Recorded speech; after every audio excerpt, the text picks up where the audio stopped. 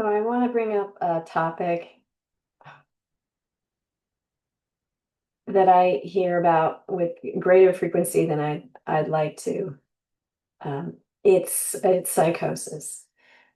So I frequently hear parents talk about the adult child living with them who's just delusional, who's just not working, not anything, not nothing.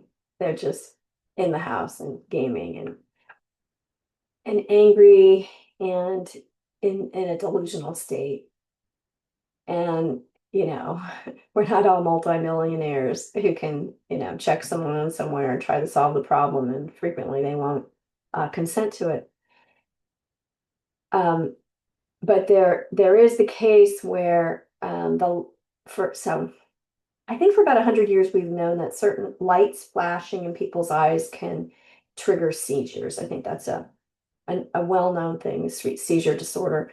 And there's a spectrum on that, exposure to lights and flashing lights. So there's a certain category of parents who've had their loved one go into psychosis. And that's a pretty horrifying experience because you don't know they're impulsive, what they're going to do, drive the car up a cliff, they're not there anymore. And the recovery is really hard. And unless you have good care, and oftentimes insurance companies will boot you out of whatever situation you're in, we're really in a time of mental health crisis in this country to a great degree because of electronics, I would contend. So that's some extreme stuff. And I've heard from parents, I never want to go through that again. Not ever. I've been through it twice. And my loved one has never recovered. Um, due to family inappropriate responses by family members and withdrawal from appropriate care and then lack of care. It's very complicated. Um, but what I want to say is when we talk about crises, that seems to be the apex of it in gaming addiction. You know, Heroin was a thing. Abusing heroin was really a thing when I was a kid, and cocaine, and the drugs change over time, and physiologically how that gets played out um, is a thing. And of course, alcohol abuse. There is this, choking to death on your own vomit kind of thing. So they can become life and death situations. Yeah, that's a thing with chemical addiction. Not as much with gaming addiction, except if you get into this space where they go into psychosis. So I just want to acknowledge, for those of you who've had this particular experience, the magnitude of your pain, the magnitude of the crisis, because it may be that nobody has.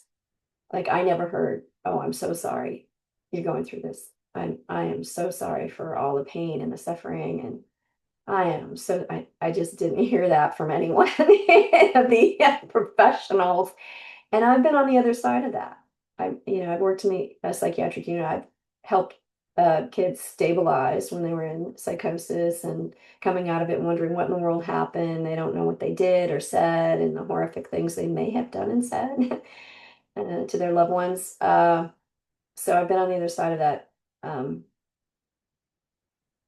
in the clinical setting. So yeah, I just want to put that on the table.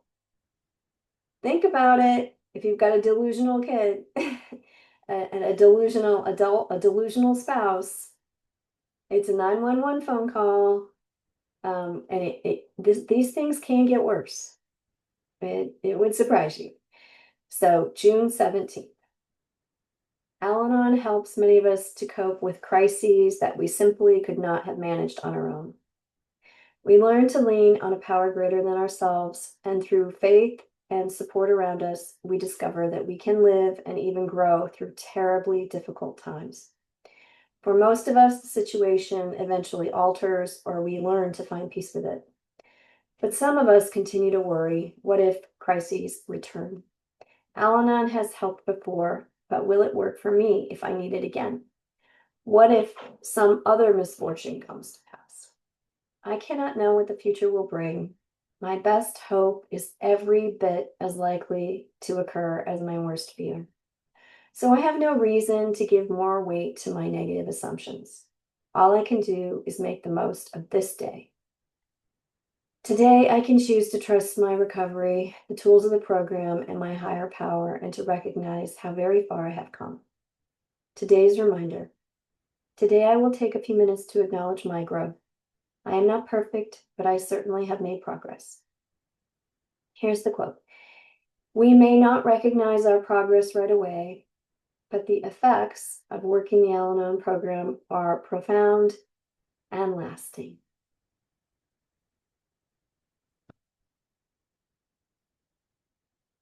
I like to say I'm preparing the people in the group for crisis. We're always looking for the next crisis and making sure that we're ready so we respond appropriately, knowing that that addict is gunning for it. They may have the pedal to the metal, full bore, looking for extreme consequences, or they may be going at it a little more slowly, but the crisis is coming.